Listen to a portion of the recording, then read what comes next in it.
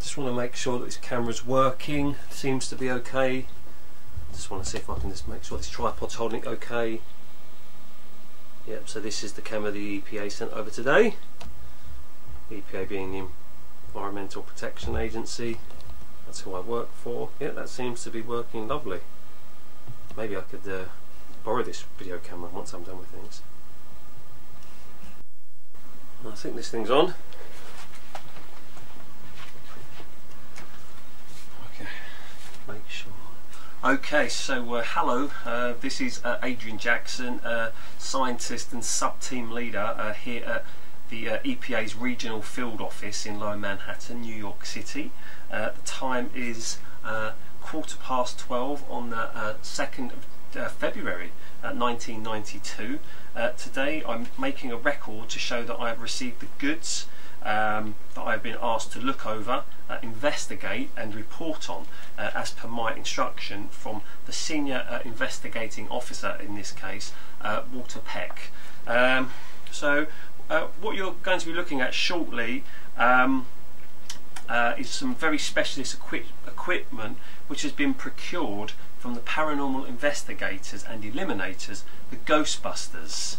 Now, the last time we the public got to see these packs in a public space, if you will, was during the last Cross Rip event, which occurred at the Manhattan Museum of Art on New Year's Eve in 1989. Now, after this period, the Ghostbusters' popularity began to wane, but they were still operational and continue to be in operation at the time that I'm making this video. The reason for this investigation is currently classified, but what I can say is that there have been a number of complaints from the public and local government in regards to the safety of these devices and their long-term storage. These devices were designed principally by Dr. Egon Spengler, part of the Ghostbusters, and are powered by nuclear power. Now, to be clear, the Proton pack is a nuclear powered backpack which is capable of accelerating a stream of protons inside the body of the pack and shoot them out of the particle thrower, which is better known as the Neutrona Wand. And I mean, I must say, I mean, you know, there are nerds, but I mean, it's really cool stuff. I mean, never really worked on anything like this before. Sorry, I digress. So let's just go back a little bit. So yeah, the particle thrower. So it accomplishes this through a cyclotron, which is located at the base of the Proton pack. Now, there are 4 circular windows at the base of the pack, which shows when the cyclotron is powered or is in action. Now, one thing which has been noted within some of the complaints or the reports is that the cyclotron within the pack might have been tampered with, or more likely upgraded to allow for better acceleration, which could lead to a more powerful stream to be emitted from the Neutrona Wand. Now, if this is true, the reason for this is currently unclear. For the initial step of this investigation, I will simply check the contents, namely the Proton pack and the Neutrona Wand, or the particle thrower, to ensure a basic level of safety. Any discrepancies or points of interest will be noted for the next stage of the investigation. So obviously this is just a document for today, and you know, I'm just going to just share some very basic findings in the hope that the next stage of the investigation can kind of move at a quicker pace. Okay, so this is Adrian Jackson, and I'm going to now stop the video.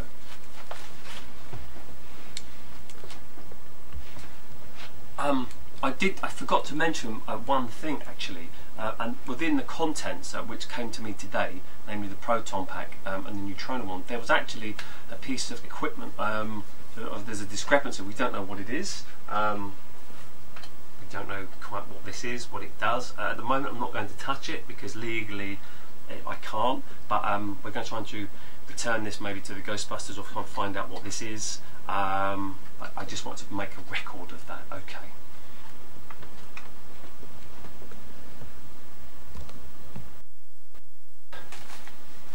that stuff out of the way. Excuse me about this. I've just tried to get all this stuff sorted out. Put that over there. Okay. Right, okay, so just pull this over here. Okay, now it's okay. Now I don't know if you can see this, but basically what I've done is I've attached and put everything together. So you can see the main pack came over in this big box, and then we also received the Neutrona Wand in kind of like a storage case. I suppose they're both storage cases, but kind of this is kind of the Proton pack. But I think I need to give you a better view of this, so let's do that now. Okay, so this is the Proton pack. I can't find that there's anything else that's missing or haven't been assembled. And then here on the side here you have the Neutrona Wand, and the idea is that the nuclear isotope, or whatever kind of technical term that you would like to use, is kind of placed at the top of the pack. We're not going to be touching that. That is the kind of thing that powers the cyclotron, and kind of you'll get the acceleration, and then the Neutrona Wand is the part which fires out the beam, as it were. I think what we're going to start off first and foremost is just making sure everything is secure. I mean, I have checked this before turning the video on. I can't see that there's been anything unusual about it. I'm pretty happy with it. So I think I've identified two switches on this pack. There's one over here. That seems to be a dud switch for the moment, but there may be a use for that in the future. Maybe there's an upgrade of some kind, or modification being made. This is the main switch here, I believe. Now, I haven't turned it on yet, so I thought I'd do that on camera, so we can just cross our fingers, and let's hope that I'm here after turning it on. So here goes. Whoa, whoa, whoa, whoa, whoa, whoa, whoa. Wow. Okay, so as you can see here, number of indicators. What I'm drawn to immediately is the cyclotron. If you listen, you can just hear that rumble. Okay, so nothing on this at the moment, but the Proton pack is powered. Okay, I'm going to switch this off, but I think we need to have a little deep look here somewhere. I feel that in my bones.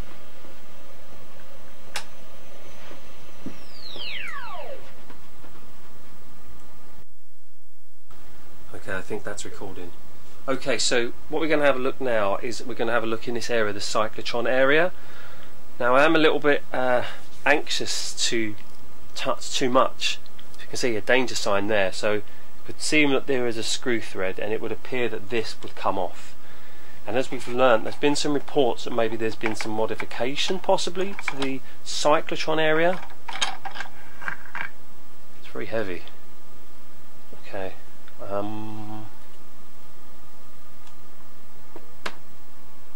Okay. You can see the motor synchronous, thermal protected. So we need to be careful with that. Right, okay, so I think that's still recording.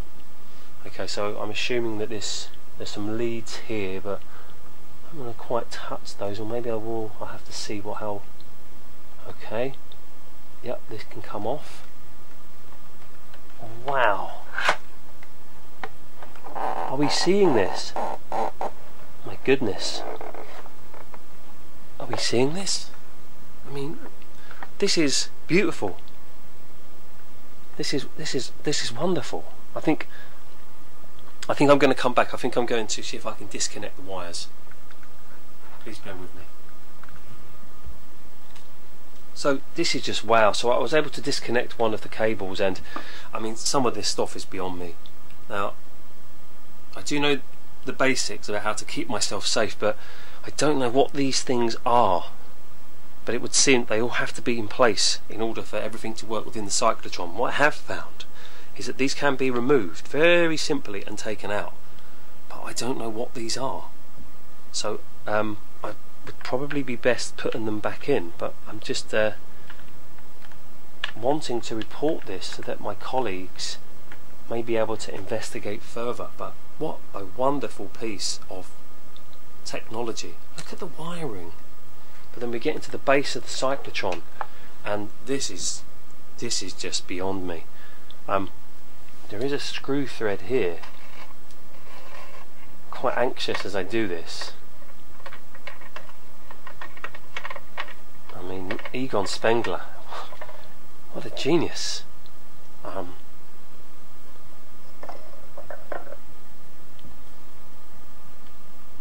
Wow. I need to remind myself I'm at work. Now, I think I found something interesting. Bear with me, bear with me, bear with me. Okay, so I've just noticed on the inside of this pack there are two switches. Now, the EPA did have dealings with the Ghostbusters in, I think it was 1984, and then when the Ghostbusters were in court, which I believe was not too long before the 1989 cross rip. And I've just been having a look at some of the blueprints, because we did have people kind of look into some of their activities back then, and it doesn't appear that these switches were there before. So I need to investigate what these do. I think most importantly to find out if they're active, and then to investigate what they're doing. So, okay, that wasn't me. So there's certainly that's activated something. Okay, so that has certainly activated mechanisms within the Proton pack. Right, I need to get this back together, and we're going to have to turn it on to see what, if anything, it's doing. So I'll be back soon. Right, okay, sorry, it took me about 20 minutes just making a few notes, just putting the Proton pack back together as best I thought. So again, this is just a record to show we've now activated two what would be considered maybe unknown switches within the pack, which could be related to a modification. What that purpose is, we're still yet to know. So we're still focused on the Proton pack, we're not looking at the Neutrona Wand at this moment. So we're now just going to turn the Proton pack on and see if there's any difference. So let's cross our fingers.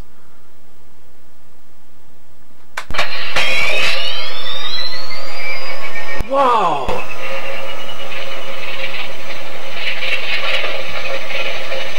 That is so much more powerful. Goodness me. Am I getting this? Why would you need it so much more powerful?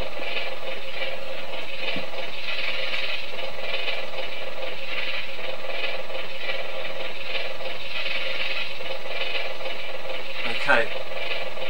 Well, we have certainly identified, you can see the cyclotron, is spinning so much more quicker. And that's going to create so much more force. I need to get this off. Report what I found.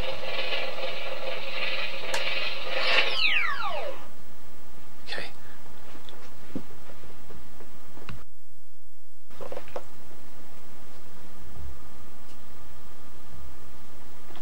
Sorry about all the interference on the camera.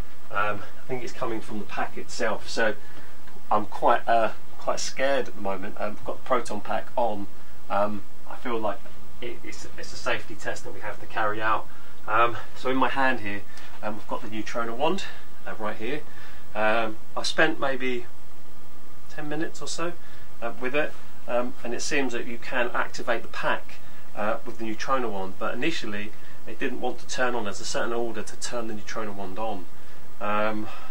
So now I'm just going to turn the Neutrona Wand on and see what's what.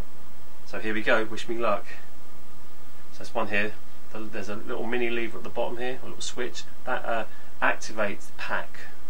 So if I just turn here, I'm going to turn that on.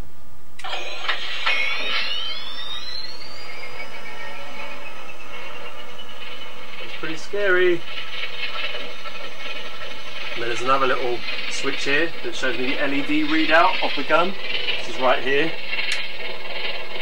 And now once I switch the activate switch here, this is what turns the gun on.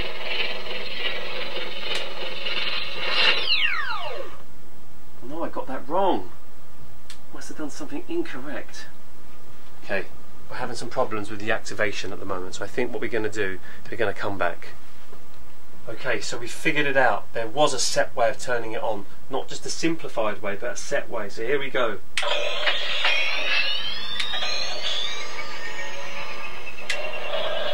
And here we go. Now we're live. You can see that. Now this mechanism right here, this is what you have to press to pop the wand out at the front. You can see there's a glow right here.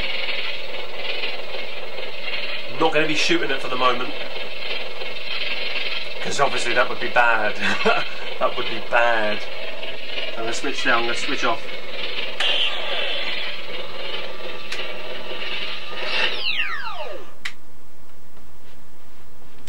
Okay, so from the perspective of... I forgot to shut the wand.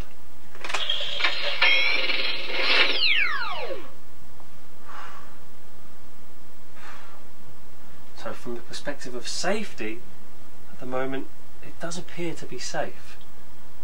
And one thing I probably would like to say is that there's never ever been any reports of these packs actually exploding or anything like that. There's just been reports from the public. But I suppose what we have identified today, apologies if you can't see me, it's quite difficult to see, is that there definitely seems to be the ability to increase the cyclotron acceleration, which means a stronger stream coming from this. Now we haven't been able to test the stream, unfortunately, due to it being hazardous, but I think that's as far as I can go with my report today.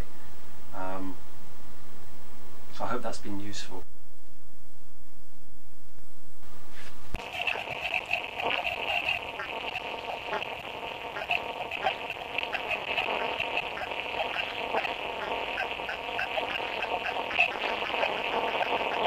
The hell? What is this? Oh my God!